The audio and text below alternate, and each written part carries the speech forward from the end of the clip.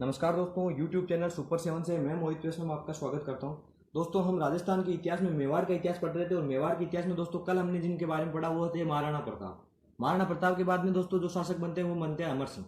तो आज हम जो जिन शासक के बारे में पढ़ने जा रहे हैं वो है अमर सिंह, और ये है अमर सिंह दोस्तों प्रथम। और ये अमर सिंह प्रथम दोस्तों कब से कब तक शासक रहते हैं उनके बारे में जानते हैं। और उसके अलावा दोस्तों इनका राज्याभिषेक कब होता है, इनका जन्म कहाँ होता है, ये सब देखते हैं। तो इनका राज्याभिषेक इनका शासनकाल रहता है वो 1597 से लेकर दोस्तों 1620 तक। दोस्तों 1620 तक इनका कार्यकाल रहता है, परंतु 1615 में दोस्तों ये अपना राजकार्य दोस्तों अपने पुत्र कर्ण सिंह को सौंप देते हैं। ऐसा क्या कारण होता है दोस्तों? इसका कारण रहता है मेवाड़ मुगल संधि। तो मेवाड़ मुगल संधि के बारे में जानेंगे, इनके काल में हुई। इसमें दोस्तों मुगलों की तरफ से कौन शासक रहता है वो जानेंगे। इसके अलावा दोस्तों अमर सिंह उसके बाद में कहाँ रहते हैं उनके बारे में जानते हैं। तो ये दोस्तों सबसे पहले शुरू करते हैं जो इनका जन्म होता है वो। दोस्तों इनका जन्म होता है 1559 में, 1559 में।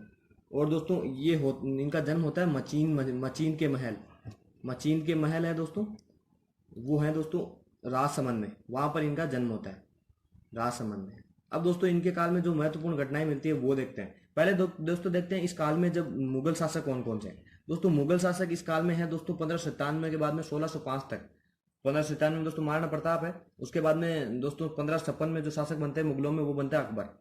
तो अकबर दोस्तों इस समय जिंदा है। और अकबर दोस्तों अमर सिंह के काल में भी दोस्तों इनको फेस करना पड़ेगा। अमर सिंह को अकबर के दोस्तों आक्रमण होंगे। वो अकबर दोस्तों अपना पुत्र सलीम को भेजेंगे अमर सिंह के विरुद्ध, तो वो भी देखेंगे। दोस्तों इनका जो कार्यकाल रहता है वो रहता है 1556 से लेके 1605 तक।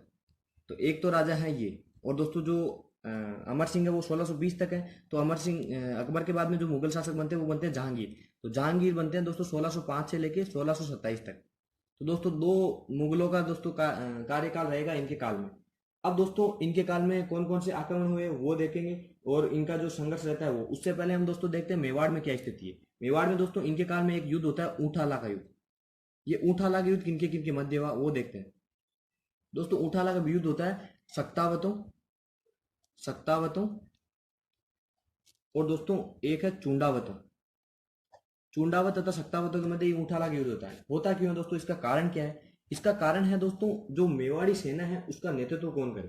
तो उस मेवाड़ी सेना के नेतृत्व को लेकर ये युद्ध होता है। सक्तावत चाहते हैं हम नेतृत्व करें और दोस्तों चूंडावत चाहते हैं हम नेतृत्व करें। मेवाड़ी सेना का नेतृत्व, सेना का नेतृत्व, इसको लेकर दोस्तों ये युद्ध होता है ऊंठाला युद्ध। अब दोस्तों इनके काल में और क्या होता है? इनके काल में दोस्तों ये एक सैन्य विभाग का गठन करते हैं। सैन्य विभाग का गठन, विभाग का गठन। और दोस्तों इनके जो अध्यक्ष या उसका नेतृत्व करते हैं वो करते हैं हरि सिंह झाला, हरि सिंह झाला। ये हुआ दोस्तों इनके काल में जो मेवाड़ में जो कार्य हुए वो। अब इसके बाद में दोस्तों अकबर इनके विरुद्ध दोस्तों अभियान भेजता है। दोस्तों वो छोटे छोटे रहते हैं, उनमें कुछ बड़ा रहता नहीं है। इनके विरुद्ध दोस्तों जो जहांगीर रहेगा वो अभियान भेजेगा, वो भेजेगा दोस्तों महाबत खां को। और महाबत खां दोस्तों 1605 में आएगा। वैसे अकबर 1605 में जहां तक जिंदा है दोस्तों महाबत खां को अकबर ही भेजता है। और महाबत खां दोस्तों 1605 में आता है, परंतु दोस्तों इतना बड़ा आक्रमण नहीं होता मेवाड़ पे। और उसके बाद में दोस्तों जो जहांगीर आता है वो अपना शिविर लगाता है दोस्तों अजमेर में और दोस्तों आक्रमण करवाता है मेवाड़ पे। वो देखेंगे दोस्तों। उसमें ही दोस्तों जो संधि होगी वो मेवाड़ मुगल संधि होगी। तो एक तो देखते हैं अपना 1605 में आक्रमण, ये किसका होता है दोस्तों? महाबत खां का, महाबत खां का। और महाबत खां को अकबर ही भेजता है दोस्तों, 1605 में होता है। इसके अलावा दोस्तों ये भी माना जाता है कि सलीम भी दोस्तों जो जहांगीर नाम से राजा बनते हैं वो भी दोस्तों इनके विरुद्ध आते हैं। अब दोस्तों जो मेवाड़ की स्थिति है वो देखते हैं पहले कि जो मेवाड़ है वो दोस्तों राणा प्रताप के जीते जी पहले दोस्तों मुगल क्या करते हैं दोस्तों, चित्तौड़गढ़ को जीत लेता है अकबर 1668 में जब साका होता है, तीसरा साका उस समय। उसके अलावा दोस्तों मांडलगढ़ जीत लेता है। तो मांडलगढ़ और दोस्तों चित्तौड़गढ़ ये पहले ही कौन जीत लेते हैं? मुगल। इसके अलावा दोस्तों वो बाद में अभियान भेजता है तब उदयपुर, ये है दोस्तों उदयपुर, गोगुंदा, इनको भी जीत लेते हैं। और दोस्तों छोटे मोटे कुछ क्षेत्र भी जीत लेते हैं। अब राणा प्रताप के पास में लास्ट में बचता क्या है दोस्तों? कुंभलगढ़। और कुंभलगढ़ के बाद में दोस्तों जब 1585 आता है, 1585 में दोस्तों राजधानी ट्रांसफर कर लेता है अकबर अपनी लाहौर। उसके बाद में दोस्तों राणा प्रताप पुनः जीतना शुरू करते हैं अपने क्षेत्र, उससे पहले दोस्तों एक 1582 में एक युद्ध होता है देबारी दर्रे का। उससे ये माना जाता है कि राणा प्रताप की विजयों का क्रम शुरू हो जाता है, और दोस्तों राणा प्रताप उदयपुर को पुनः जीत लेते हैं, गोगुंदा को पुनः जीत लेते हैं, और दोस्तों अंत में वो पूरा क्षेत्र जीत लेते हैं, मेवाड़ का केवल 2 क्षेत्रों को छोड़कर, 2 किलों को, 2 सेक्टर को छोड़कर, मांडलगढ़ चित्तौड़गढ़, इन 2 को छोड़कर दोस्तों पूरा जो महाराणा प्रताप है वो मेवाड़ को जीत लेते हैं। 1605 के बाद में दोस्तों शासक बनता है जहांगीर, और जहांगीर के काल में दोस्तों जहांगीर से संघर्ष प्रारंभ होता है अमर सिंह का। दोस्तों संघर्ष चलता रहता है, और दोस्तों 1613 से लेकर दोस्तों 1616 तक ये शिविर लगाएगा दोस्तों जो जहांगीर है वो, जहांगीर का शिविर। और दोस्तों कहाँ लगता है ये? अजमेर में। पहले दोस्तों देखते हैं ये शिविर लगाया क्यों गया है। दोस्तों कारण ये रहता है कि मेवाड़ को इनके पिताजी अधीन नहीं कर पाते, तो जहांगीर मेवाड़ को अधीन करने के लिए आता है, और इस समय दोस्तों शासक अमर सिंह है। दोस्तों जहांगीर को 3 साल लग जाते हैं, 1613 में आएगा, 1615 में संधि होगी दोस्तों मेवाड़ मुगल संधि, वो हम देखेंगे। उससे पहले दोस्तों उसने अजमेर में शिविर लगाएगा, और दोस्तों अपने पुत्र खुर्रम, जो आगे दोस्तों शाहजहां नाम से शासक बनेगा मुगलों में, उसको भेजेगा, और खुर्रम दोस्तों मेवाड़ में आक्रमण करेगा। दोस्तों मेवाड़ में खुर्रम आक्रमण करेगा, परंतु दोस्तों वो इस प्रकार आक्रमण नहीं करेगा कि वो राजा को घेरेगा, वो दोस्तों जनता के ऊपर आक्रमण करेगा, और दोस्तों जनता की फसलों को जला देगा, उनको मार देगा, ऐसे कार्य करेगा खुर्रम। तो उससे तंग आकर दोस्तों जहांगीर से संधि कौन करेंगे? अमर सिंह, जिसे मेवाड़ मुगल संधि कहा जाता है, वो कौन करेंगे दोस्तों? अमर सिंह। उससे पहले दोस्तों हम जो जहांगीर अजमेर आता है, अजमेर में वो क्या क्या कार्य करता है वो देखते हैं। उसमें दोस्तों सबसे बड़ा कार्य मिलेगा 10 जनवरी 1616 को उसकी ईस्ट इंडिया कंपनी को दोस्तों व्यापारिक कोठी बनाने का अधिकार देना, कहने का मतलब व्यापार करने की अनुमति दे देना। तो पहले देखते हैं जहांगीर ने क्या क्या कार्य किए। तो दोस्तों जहांगीर पहले यहाँ पर पुष्कर में दोस्तों जहांगीरी महलों का निर्माण करवाया, जहांगीरी महलों का निर्माण ये कहाँ होगा दोस्तों? पुष्कर में। और कौन करवाएगा दोस्तों? जहांगीर। उसके अलावा दोस्तों एक दोस्तों जो सबसे इंपॉर्टेंट मिलता है वो मिलता है 10 जनवरी 1616 को ईस्ट इंडिया कंपनी को व्यापार की अनुमति, कौन देगा दोस्तों? जहांगीर। ये दोस्तों अजमेर में जब इनका शिविर लगा हुआ रहेगा तभी देगा। अब दोस्तों हम पढ़ते हैं मेवाड़ पे आक्रमण किसका? इसके पुत्र, जहांगीर के पुत्र खुर्रम का। और खुर्रम ही दोस्तों शाहजहां बनेगा, जो आगे शाहजहां नाम से दोस्तों शासक बनेगा। उसको दोस्तों उपाधि भी जहांगीर ही देगा, शाहजहां की। तो दोस्तों शुरू करते हैं खुर्रम का आक्रमण। खुर्रम का आक्रमण कब होता है दोस्तों? तो दोस्तों ये 1613 में आता है। उसके बाद में 1613 में ही दोस्तों ये आक्रमण करना शुरू कर देते हैं मेवाड़ के ऊपर। और मेवाड़ में दोस्तों इस प्रकार आक्रमण करते हैं कि वहां की जनता को परेशान करते हैं, उनकी फसलों को आग लगा देते हैं। ऐसे कार्य कौन करता है? खुर्रम। और उस चीज से परेशान होकर दोस्तों एक संधि होती है जिसका नाम है मेवाड़ मुगल संधि। ये होती कब है दोस्तों? ये होती है फरवरी 1615। और फरवरी भी कौन सा दोस्तों? 5 फरवरी 1615, मेवाड़ मुगल संधि। इसकी दोस्तों क्या क्या शर्तें हैं वो देखते हैं। तो दोस्तों पहला इसमें ये रखा जाता है, ये दोस्तों संधि वैसे सर सम्मान होती है मेवाड़ के शासकों के लिए, परंतु दोस्तों इस संधि से भी दोस्तों अमर सिंह नाखुश रहते हैं। तो पहले देखते हैं दोस्तों इसमें क्या क्या शर्तें रखी गई, किसकी तरफ से कौन सी शर्तें रखी गई। दोस्तों इसमें जो अमर सिंह है वो पहले कहते हैं कि मेवाड़ के कोई भी शासक अपनी बहन बेटियों का विवाह कहाँ नहीं करेगा? मुगलों में। तो बहन बेटी का विवाह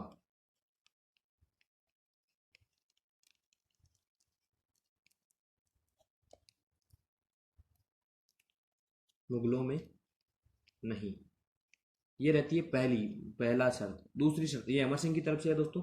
दूसरी शर्त रहते हैं कि मेवाड़ी शासक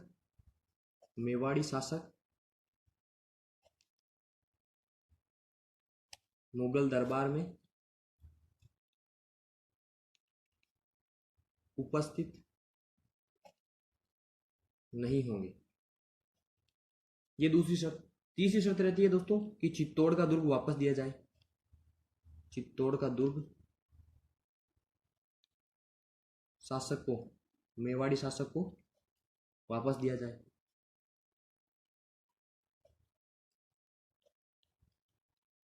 तो ये शर्तें रहती है दोस्तों मेवाड़ के शासकों की तरफ से।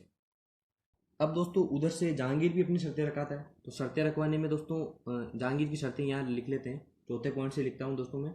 जहांगीर लिखता है दोस्तों, जो मेवाड़ी शासक है वो दरबार में उपस्थित नहीं हो, ये हमें मंजूर है, परंतु दोस्तों जो युवराज रहेगा, जो इनके बाद में जो शासक बनना बनना होगा, वो युवराज मुगल दरबार में उपस्थित होगा।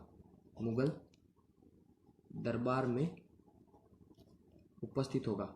ये कौन लिखता है दोस्तों, ये कौन रखता है शर्त? ये जहांगीर उपस्थित होगा।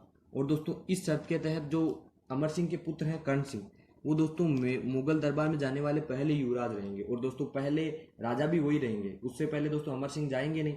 तो कर्ण सिंह जो युवराज हैं वो दोस्तों ऐसा करने वाले पहले युवराज रहेंगे। महाराणा को हजार सवार शाही सेना में रखने होंगे। ये शर्त कौन रखता है दोस्तों? जहांगीर अमर सिंह के सामने शाही सेना में यानी मुगल सेना में रखने होंगे। और दोस्तों जो अगली शर्त रखता है वो रखता है चित्तौड़ का दुर्ग दे दिया जाएगा, परंतु उसकी मरम्मत नहीं करवा सकते। चित्तौड़ दुर्ग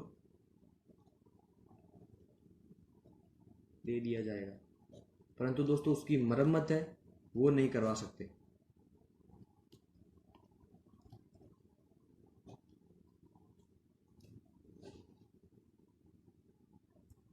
ये शर्त कौन रखेगा दोस्तों? ये जहांगीर शर्त रखेगा अमर सिंह के सामने। तो दोस्तों ये होती है मेवाड़ मुगल संधि। दोस्तों ये संधि जहां तक है सम्मानजनक संधि थी मेवाड़ के लिए, क्योंकि दोस्तों मेवाड़ की जनता जिस प्रकार परेशान हो रही थी उस प्रकार दोस्तों संधि कर लेना अमर सिंह के लिए सही था। परंतु दोस्तों अमर सिंह इस संधि से भी दोस्तों नाखुश रहते हैं। और अमर सिंह क्या करते हैं दोस्तों? अमर सिंह इस संधि से नाखुश होकर दोस्तों नौ चौकी की पाल स्थान है दोस्तों, वहां पर चले जाते हैं। और दोस्तों अपना जो शेष जीवन है दोस्तों, मैंने बताया था 1620 तक इनका कार्यकाल है, परंतु दोस्तों 1615 में जो संधि होती है उस संधि से दोस्तों नाखुश होकर ये नौ चौकी के पाल स्थान पर चले जाएंगे। और दोस्तों 1620 में उनकी वहीं पर मृत्यु होगी। तो दोस्तों कहाँ चले जाते हैं इस संधि के बाद में? 1615 में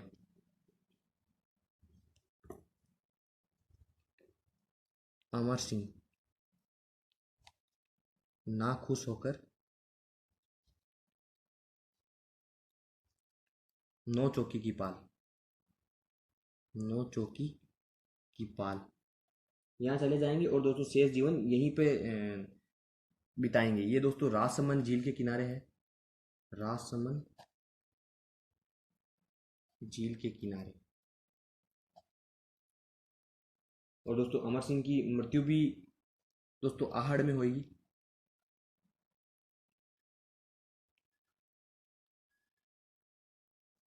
आहड़ में मृत्यु। और आहड़ में दोस्तों कौन सा स्थान है? गंगोदभव स्थान पर इनकी मृत्यु हो जाएगी। और दोस्तों जो आहड़ है वहीं पे दोस्तों पास में एक शाही शमशान स्थल है, शाही शमशान। मेवाड़ के महाराणाओं का शाही शमशान है वो दोस्तों है महासतिया जी।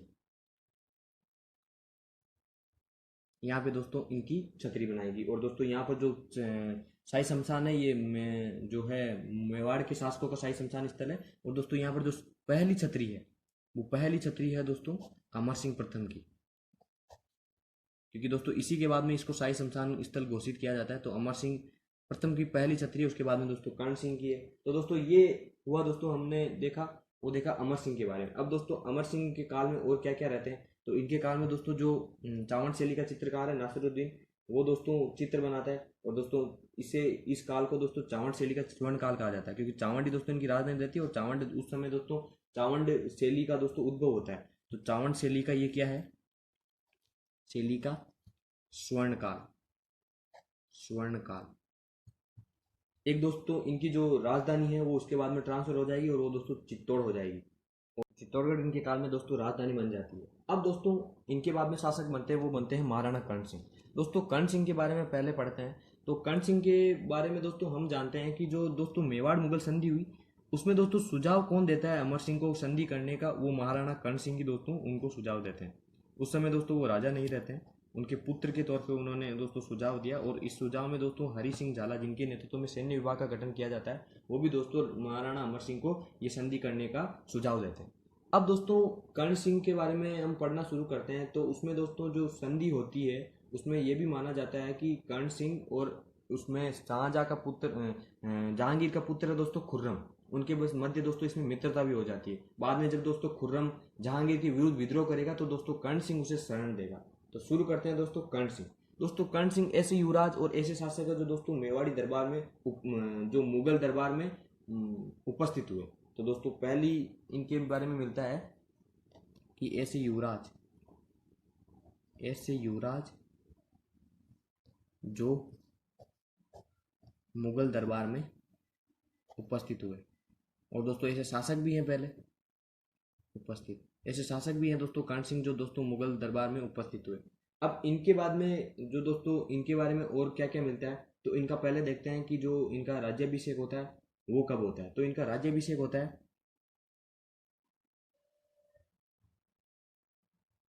वो होता है दोस्तों 26 जनवरी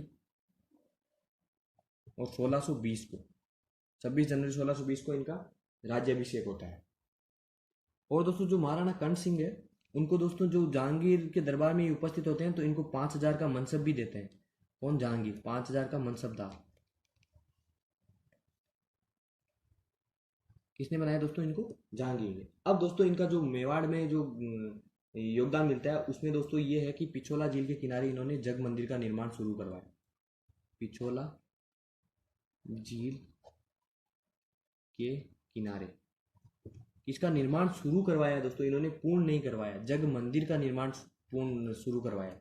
जग मंदिर का निर्माण ये दोस्तों शुरू करवाया है, जबकि दोस्तों इसको पूरा करवाएगा दोस्तों इनके बाद में जो शासक बनेगा वो बनेगा जगत सिंह प्रथम। जगत सिंह प्रथम इसको पूर्ण करवाएगा। अब दोस्तों इसके इस जग मंदिर के बारे में क्या क्या मिलता है, तो जग मंदिर के बारे में पहला मिलता है जब दोस्तों खुर्रम जहांगीर के विरुद्ध विद्रोह करेगा तब दोस्तों खुर्रम को जो महाराणा कर्ण सिंह है दोस्तों मित्र होने के नाते उनको शरण देंगे। और वो शरण कहाँ देंगे दोस्तों? जग मंदिर में इनको शरण देंगे।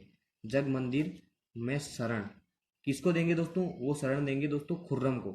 खुर्रम दोस्तों आगे शाहजहां नाम से शासक बनेगा तो खुर्रम को। और ये दोस्तों कब देंगे? ये 1622 में विद्रोह करेगा। दोस्तों ये माना जाता है कि जो जहांगीर के दोस्तों प्रिय रानी रहती है, कहने मतलब उससे विवाह करते हैं नूरजहां से, उस नूरजहां के दोस्तों खुर्रम विरोधी रहता है। पहले दोस्तों नूरजहां के साथ ही रहता है, परंतु बाद में जब उसको लगता है कि नूरजहां मेरे शासक बनने में दोस्तों बाधा डालेगी तो खुर्रम उसके विरुद्ध हो जाता है और दोस्तों विद्रोह कर देता है जहांगीर के विरुद्ध। अब दोस्तों ये कार्यकाल रहता है महाराणा कर्ण सिंह का। और दोस्तों कर्ण सिंह का हमने कार्यकाल नहीं देखा कब से कब तक रहता है। कर्ण सिंह दोस्तों 1620 से लेके और 1628 तक शासक रहेंगे। और इनके बाद में जो शासक बनते हैं वो बनते हैं महाराणा जगत सिंह। शुरू करते हैं दोस्तों महाराणा जगत सिंह। और ये जगत सिंह है दोस्तों प्रथम, महाराणा जगत सिंह। और ये जगत सिंह कौन है दोस्तों? जगत सिंह प्रथम। इनका दोस्तों कार्यकाल कब से कब तक रहता है? इनके काल में जो कार्य होते हैं उनके बारे में जानते हैं। दोस्तों इनका कार्यकाल रहता है वो रहता है 1628 से लेके और 1652 तक। कौन है दोस्तों? जगत सिंह। और दोस्तों ये कर्ण सिंह के ही पुत्र हैं दोस्तों जगत सिंह। तो शुरू करते हैं दोस्तों जगत सिंह। दोस्तों जगत सिंह ने जो पहला कार्य करवाया वो मेवाड़ में करवाया दोस्तों, एक जगदीश मंदिर का निर्माण करवाया। इस मंदिर को दोस्तों जगन्नाथ मंदिर भी कहते हैं और दोस्तों इसी मंदिर को स्वप्नों का मंदिर भी कहते हैं। तो दोस्तों इनके काल में क्या क्या कार्य हुए उनके बारे में जानते हैं। तो पहला है दोस्तों इन्होंने जगदीश या जगन्नाथ मंदिर का निर्माण करवाया। और दोस्तों ये है कहाँ पर?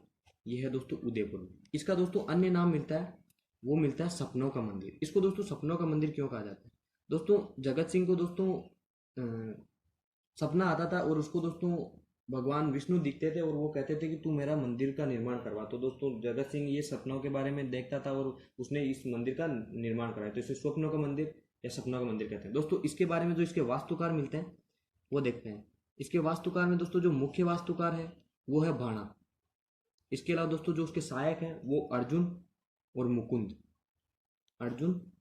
ये इसके सहायक है। तो दोस्तों एक कार्य होता है जगदीश मंदिर का निर्माण।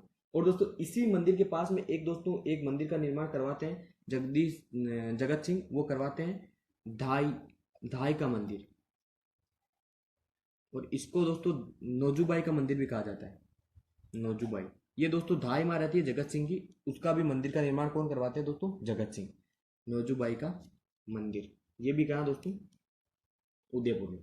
अब दोस्तों इसके अलावा जो जगन्नाथ मंदिर है, इसके ऊपर दोस्तों एक प्रशस्ति लगी हुई है, उस प्रशस्ति का नाम है दोस्तों जगन्नाथ प्रशस्ति। ये जगन्नाथ प्रशस्ति है, जगन्नाथ प्रशस्ति। दोस्तों इसकी भाषा है वो है संस्कृत, और इसको लिखा किसने था? वो लिखा था कृष्ण भट्ट ने, कृष्ण भट्ट ने। तो ये तीन कार्य, ये दो कार्य हुए दोस्तों इनकी जो प्रशस्ति है वो। अब इसके इनके दरबार में दोस्तों एक विद्वान रहता था, वो रहता था विश्वनाथ, विश्वनाथ। और इस विश्वनाथ का दोस्तों इन्होंने एक ग्रंथ लिखा, वो लिखा है जगत प्रकाश ग्रंथ। किसने लिखा है दोस्तों? किस पे लिखा है? जगत सिंह पे। अब दोस्तों देखते हैं इनके काल में एक महत्वपूर्ण घटना मिलती है, वो मिलती है दोस्तों प्रतापगढ़ नई रियासत बनना। प्रतापगढ़ दोस्तों नई रियासत क्यों बनी? दोस्तों पहले हम देखते थे कि प्रतापगढ़ मेवाड़ के अधीन ही थी, और प्रतापगढ़ दोस्तों स्वतंत्र करने का क्या कारण था? दोस्तों इस समय हमने देखा है कि जो प्रभाव है वो है मुगलों का। किनके? क्योंकि दोस्तों मुगलों ने संधि कर ली है, मेवाड़ ने संधि कर ली है मुगलों से, और प्रतापगढ़ की स्वतंत्रता यानी एक नई रियासत का जन्म हो गया है दोस्तों। और ये रियासत का जन्म करवाता कौन है? वो करता है दोस्तों अपने अधिकार से दोस्तों शाहजहां। शाहजहां दोस्तों इसको मेवाड़ से अलग करवा देता है। पहले दोस्तों इसका रीजन क्या है दोस्तों? इसमें दोस्तों जसवंत सिंह नाम का एक, जसवंत सिंह, जसवंत सिंह नाम का दोस्तों एक शासक रहता है प्रतापगढ़ का दोस्तों, ठिकानेदार रहता है। वो दोस्तों इसको स्वतंत्र कराने का प्रयास करता है। तो दोस्तों जसवंत सिंह और दोस्तों इनके पुत्र हैं दोस्तों मान सिंह। इन मान सिंह को दोस्तों उदयपुर बुलवाता है दोस्तों जगत सिंह, और दोस्तों इनको मरवा देता है। परंतु दोस्तों ये बात जब शाहजहां को पता पड़ती है, तो दोस्तों वो प्रतापगढ़ को दोस्तों एक नई रियासत का जन्म दे देते हैं। शाहजहां, शाहजहां द्वारा। ठीक है दोस्तों, ये शाहजहां जब प्रभाव मुगलों का ज़्यादा है मेवाड़ पे, तो हस्तक्षेप भी करेंगे, तो मेवाड़ से प्रतापगढ़ को अलग करवा देते हैं। ठीक है दोस्तों, ये होता है दोस्तों जगत सिंह के कार्यकाल में जो महत्वपूर्ण कार्य है वो। इसके अलावा दोस्तों पिछोला झील के किनारे मोहन मंदिर और रूपसागर तालाब का भी निर्माण कौन करवाते हैं? जगत सिंह। तो ये हुआ दोस्तों महाराणा जगत सिंह का जो कार्यकाल है वो 1652 तक। अब दोस्तों इनके बाद जो शासक बनते हैं वो बनते हैं महाराणा राज सिंह। राज सिंह का दोस्तों औरंगजेब से जो संघर्ष रहता है वो पढ़ेंगे। और दोस्तों राज सिंह हिंदू शासकों में दोस्तों मेवाड़ में जब महाराणा प्रताप, उसके बाद में दोस्तों बहुत बलशाली शासक यानी शक्तिशाली शासक के रूप में उभरे, और जो दोस्तों औरंगजेब का विरोध करते हैं और दोस्तों औरंगजेब के विरुद्ध नीतियां अपनाते हैं। तो शुरू करते हैं दोस्तों जगत सिंह के बाद के शासक है मेवाड़ की, वो है महाराणा राज सिंह। शुरू करते हैं दोस्तों महाराणा राज सिंह। महाराणा राज सिंह दोस्तों इनका कार्यकाल मिलता है, वो मिलता है 1652 से लेकर 1680 तक। तो 1652 से लेकर 1680 तक मेवाड़ के राजा कौन है? महाराणा राज सिंह। दोस्तों इनके कार्यकाल में दोस्तों औरंगजेब के विरुद्ध ये नीतियां अपनाते हैं। परंतु दोस्तों जो औरंगजेब का उत्तराधिकार के युद्ध में जो साथ देते हैं वो भी राज सिंह है। तो ऐसा क्या हुआ दोस्तों? पहले देखते हैं दोस्तों उत्तराधिकार युद्ध का क्या हुआ। दोस्तों शाहजहां के 4 पुत्र थे, मुराद, उसके अलावा दोस्तों शाह शुजा, दारा शिकोह और दोस्तों औरंगजेब। दोस्तों ये अलग अलग दिशाओं में पहुंचते। मैं एक बार दोस्तों ड्रॉ कर देता हूँ, एक बार समझ में आ जाए दोस्तों पुनः, क्योंकि दोस्तों मैं इन उत्तराधिकार के युद्धों को पहले भी पढ़ा चुका हूँ दोस्तों। दोनों आमेर और दोस्तों मैं जो मारवाड़ का इतिहास है उसके अंदर भी दोस्तों मैं इनको पढ़ा चुका हूँ। अब दोस्तों एक बार मैं आपको वापस बता देता हूँ। दोस्तों गुजरात में पोस्टेड रहता है वो रहता है मुराद, मुराद। इसके अलावा दोस्तों दक्षिण भारत का जो सूबेदारी दी हुई रहती है करने में, तो दक्षिण भारत में जो पोस्टेड रहता है वो रहता है औरंगजेब। और दोस्तों जो आगरा में जो उसके साथ है शाहजहां के, वो है दोस्तों दारा शिकोह, दारा शिकोह। और दोस्तों जो बंगाल का इस समय जो बंगाल में है दोस्तों वो है शाह शुजा, शाह शुजा। दोस्तों इन चारों पुत्रों के मध्य, ये दोस्तों चारों के चारों शाहजहां के पुत्र है, इन चारों के मध्य दोस्तों उत्तराधिकार का युद्ध होता है। और दोस्तों उसका नाम ही दोस्तों उसमें 5 युद्ध होते हैं, परंतु उसको पूरे को दोस्तों मिला के उत्तराधिकार का युद्ध कहा जाता है। उत्तराधिकार का युद्ध कहने के पीछे कारण ये है कि दोस्तों उत्तराधिकार के युद्ध पहले भी हुए, परंतु दोस्तों इन जैसी मारकाट इन्होंने मचाई उस जैसी दोस्तों ना पहले कभी हुई ना अब उसके बाद में हुई। तो दोस्तों उसको लेकर इनके युद्ध को उत्तराधिकार का युद्ध नाम दिया जाता है। अब दोस्तों उत्तराधिकार के युद्ध में इन तीनों को हराकर दोस्तों औरंगजेब शासक बनेगा, इन तीनों को मार देगा दोस्तों। इसमें शाह शुजा तो भाग जाएगा, बाद में दोस्तों उसकी भी मृत्यु हो जाएगी और औरंगजेब दोस्तों शासक बनता है। और औरंगजेब का दोस्तों उत्तराधिकार के युद्ध में राजपूताना के कई शासक साथ देते हैं, कई इसके विरोध भी देते हैं, कई तटस्थ भी रहते हैं दोस्तों। उसमें दोस्तों औरंगजेब का साथ देते हैं वो राज सिंह देते हैं। दोस्तों इसलिए दोस्तों औरंगजेब राज सिंह को दोस्तों मनसबदार भी बनाता है, वो 5,000 का मनसबदार। तो उत्तराधिकार युद्ध में 7, उत्तराधिकार युद्ध में औरंगजेब का 7। ठीक है दोस्तों, इसीलिए दोस्तों औरंगजेब इनको क्या देता है, 5,000 का मनसबदार, 5,000 का मनसबदार बनाता है। दोस्तों हमने देखा था कर्ण सिंह को भी जहांगीर दोस्तों 5,000 का मनसबदार बनाता है। अब दोस्तों इनका और औरंगजेब के मध्य दोस्तों मतभेद क्यों हो गए, उसको जानने से पहले इनकी जो उपाधि मिलती है वो देख लेते हैं। इनकी दोस्तों उपाधि मिलती है विजय काट केतु, ये इनकी उपाधि मिलती है, या विजय कत केतु दोस्तों इनकी उपाधि का नाम। अब दोस्तों ये हुई इनकी उपाधि, ये दोस्तों उपाधि है। अब दोस्तों इनके देखते हैं औरंगजेब से मतभेद, और मतभेद के कारण क्या रहते हैं। तो दोस्तों औरंगजेब से मतभेद में पॉइंट डाल रहा हूं, उसमें दोस्तों कारण है वो देखते हैं। औरंगजेब से मतभेद, दोस्तों पहला कारण मिलता है, वो मिलता है चारुमती विवाद। दोस्तों चारुमती का क्या विवाद हुआ, चारुमती कौन है उसके बारे में जानते हैं। तो पहले चारुमती विवाद, चारुमती है वो दोस्तों किशनगढ़ की राजकुमारी है।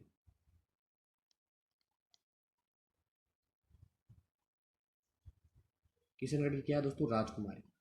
और इनके जो पिता का नाम है वो है दोस्तों रूप सिंह। पिता कौन है दोस्तों, रूप सिंह।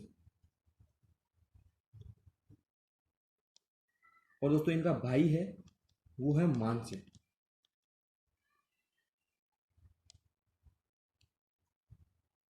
दोस्तों जो मान सिंह है वो अपनी बहन चारुमती का विवाह तय करता है औरंगजेब से, परंतु दोस्तों चारुमती उसका इस बात के लिए विरोध करती है, और वो दोस्तों एक मुस्लिम शासक से विवाह करना नहीं चाहती है। इसलिए वो दोस्तों राज सिंह को पत्र लिखती है, और दोस्तों राज सिंह से विवाह का अनुरोध करती है कि आप इतने बड़े शासक हो, हिंदू शासक हो, मैं आपसे विवाह करना चाहती हूँ। ऐसा सब कुछ दोस्तों राज सिंह के लिए पत्र में लिखा जाता है, और राज सिंह दोस्तों उनसे विवाह कर लेते हैं। तो दोस्तों पहला औरंगजेब से मतभेद का कारण क्या होता है, वो दोस्तों चारुमती विवाद। और दोस्तों इसमें भी एक बड़ी कहानी मिलती है, वो मिलती है हाडी रानी सहल कंवर की। तो दोस्तों होता क्या है कि जो राज सिंह है, राज सिंह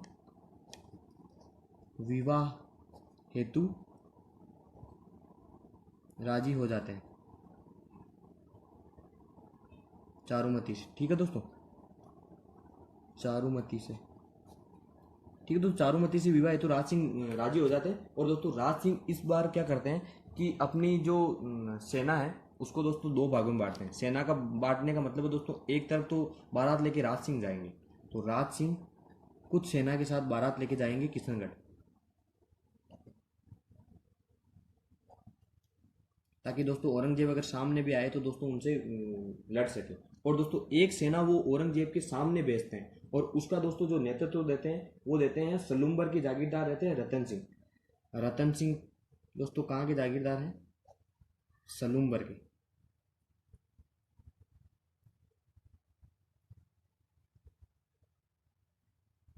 औरंगजेब के विरुद्ध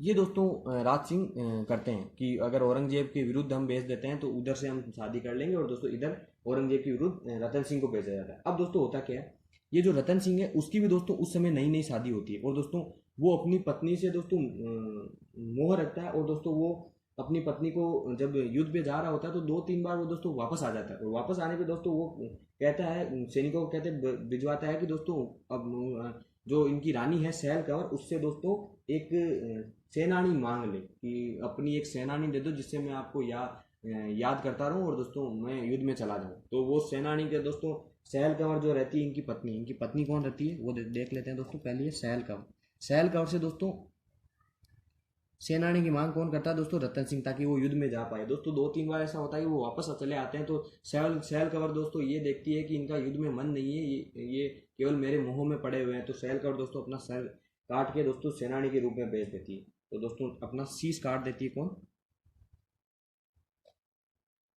शीश काट कर भेज देती है।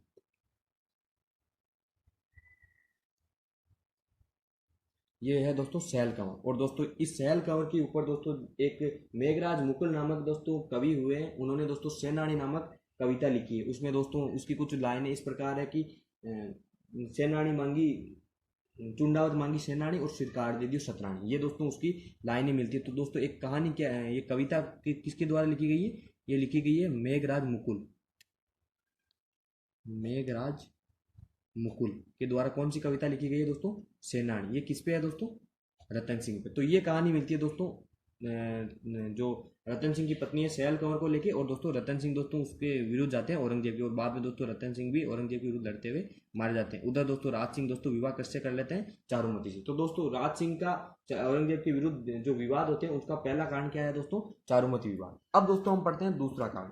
दूसरे कारण में दोस्तों जो कारण है वो है दोस्तों औरंगजेब की नीतियां। औरंगजेब की नीतियों में दोस्तों औरंगजेब ने क्या किया, दोस्तों पहले देखते हैं कि औरंगजेब की कौन कौन सी नीतियां थी। दोस्तों औरंगजेब ने 1669 में दिया दोस्तों मंदिर तोड़ने का आदेश, 1669 में मंदिर तोड़ने का आदेश, तोड़ने का आदेश।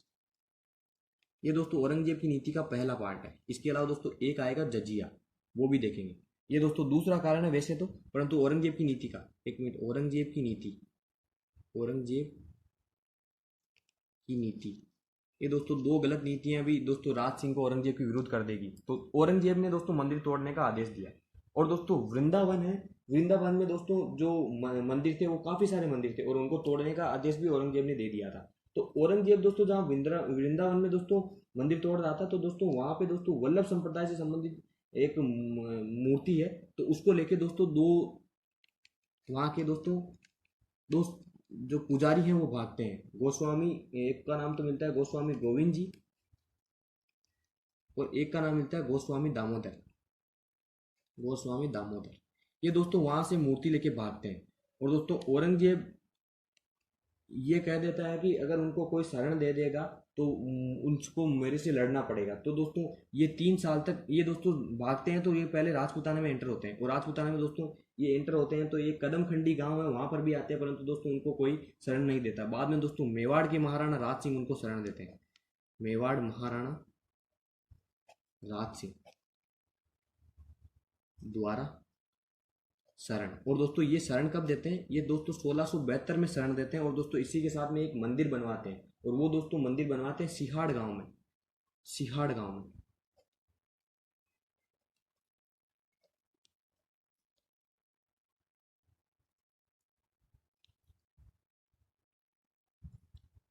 जिसका दोस्तों अभी नाम क्या पड़ गया दोस्तों, नाथ द्वारा। और दोस्तों ये जो मूर्ति रहती है श्रीनाथ जी की मूर्ति रहती है। वल्लभ संप्रदाय में दोस्तों श्री कृष्ण को पूजा जाता है, वो श्रीनाथ जी के द्वारा श्रीनाथ जी के नाम से पूजा जाता है, श्रीनाथ जी का मंदिर। और दोस्तों ये किससे संबंधित है, ये संबंधित है वल्लभ संप्रदाय से।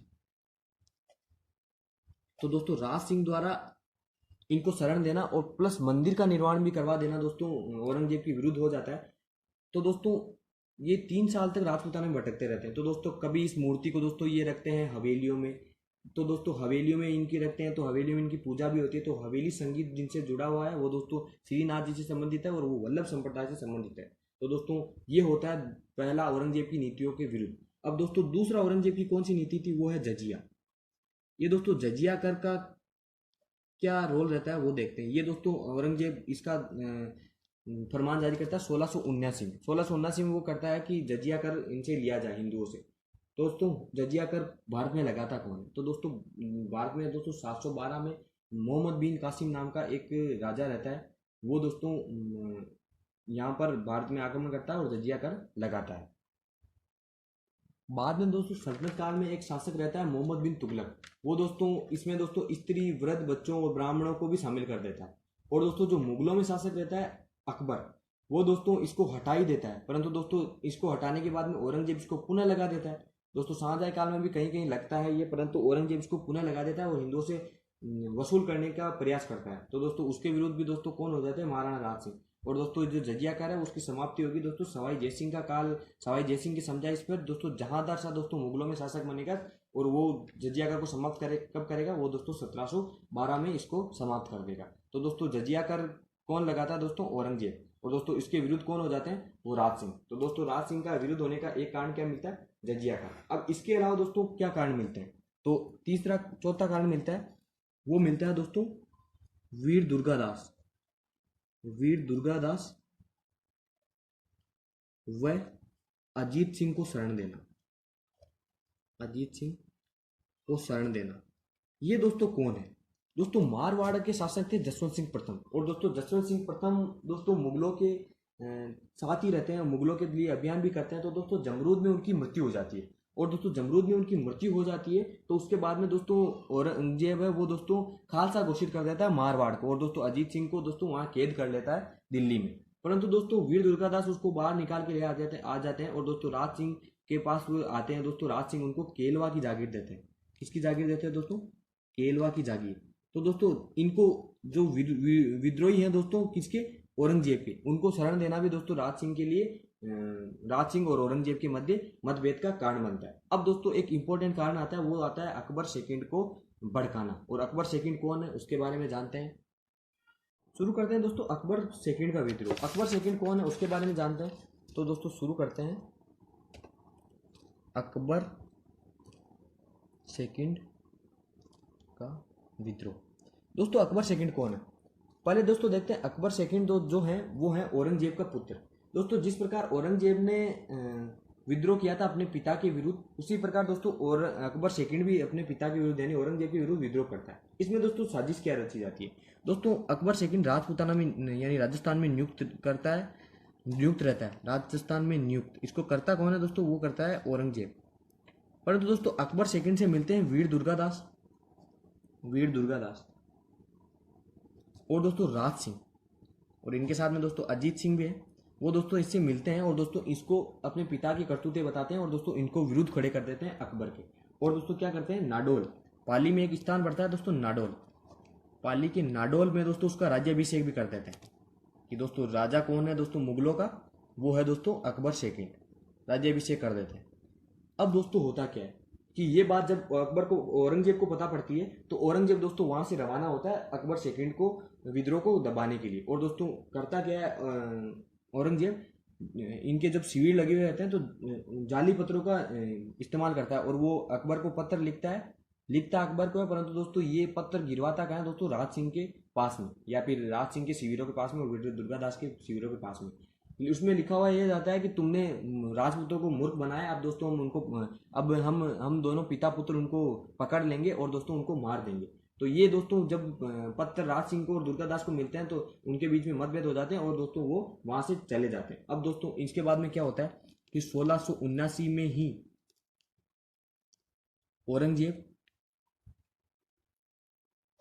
औरंगजेब का मेवाड़ पर आक्रमण। और दोस्तों औरंगजेब मेवाड़ पर आक्रमण कर देता है। और दोस्तों इस समय क्या करता है, वो जो जगदीश मंदिर होता है जो जगत सिंह प्रथम द्वारा बनवाया होता है उस जगदीश मंदिर को तुड़वाता है। उसमें दोस्तों जो मूर्तियां होती है उनके दोस्तों नाक तुड़वा देता है, कईयों के हाथ तुड़वा देता है, ऐसे सब कुछ करता है दोस्तों औरंगजेब। और दोस्तों जो औरंगजेब का जो दोस्तों सेनापति रहता है वो हसन अली खां, उस हसन अली खां को भी दोस्तों बाद में किसके विरुद्ध भेजता है? हसन अली खां,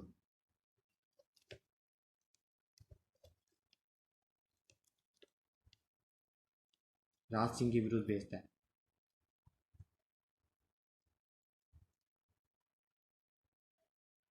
ये दोस्तों होता है जो राज सिंह के काल में जो आक्रमण होता है औरंगजेब का। और बाद में दोस्तों हसन अली खां को भी वो राज सिंह के पीछे भेजता है, परंतु राज सिंह दोस्तों पहाड़ों में चले जाते हैं। अब दोस्तों उसके बाद में क्या होता है, राज सिंह कुंभलगढ़ जाते समय दोस्तों एक ओडी गांव रहता है, ओडी गांव।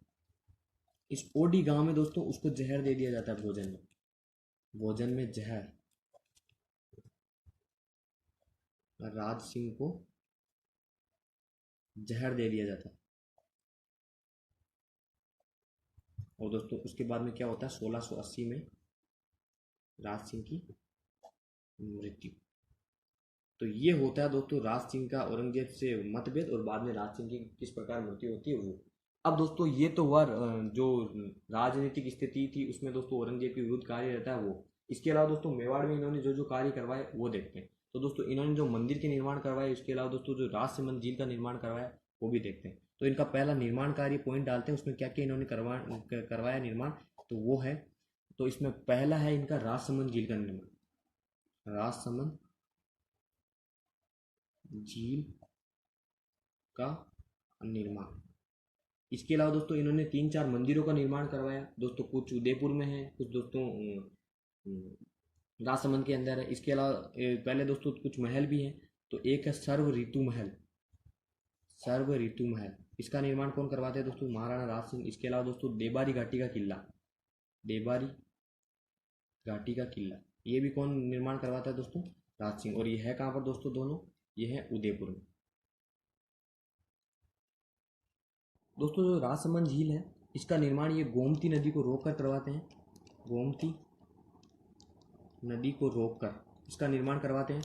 इसके अलावा दोस्तों यहाँ पर एक राज प्रशस्ति लगी हुई है, राज प्रशस्ति।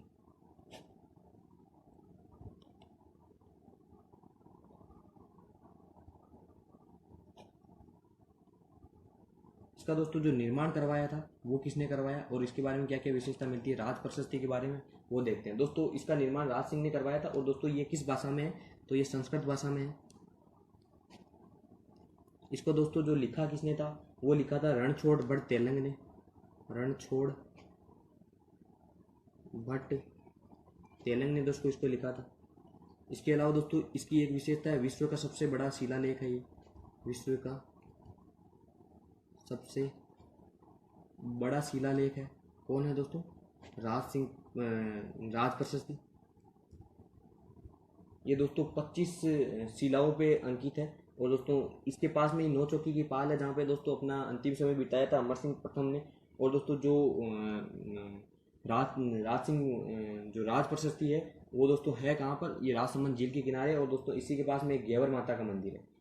घेवर माता का मंदिर दोस्तों उसका निर्माण अमर सिंह ने नहीं करवाया था, वो दोस्तों किसी अन्य के द्वारा बनवाया गया। इसके अलावा दोस्तों इनका एक निर्माण कार्य में ये मिलता है कि इन्होंने एक नाथ द्वारा में एक मंदिर बनवाया, वो दोस्तों हमने देखा ही था सिहाड़ गांव में। और एक दोस्तों कांकरोली में द्वारकाधीश का मंदिर बनवाया, द्वारिकाधीश का मंदिर।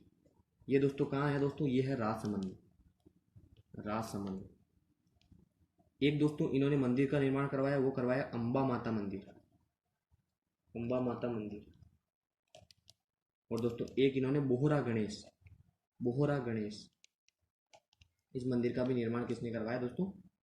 राज सिंह ने। और ये कहाँ करवाया? उदयपुर में। तो ये हुए दोस्तों हमारे महाराणा राज सिंह। इनके बाद में जो शासक बनते हैं उनके बारे में दोस्तों हम कल पढ़ेंगे। उनका नाम है दोस्तों महाराणा जय सिंह। और दोस्तों इन्हीं के पुत्र रहते हैं। तो दोस्तों आज इतना ही ख़त्म करते हैं दोस्तों। कल हम फिर से मिलते हैं दोस्तों।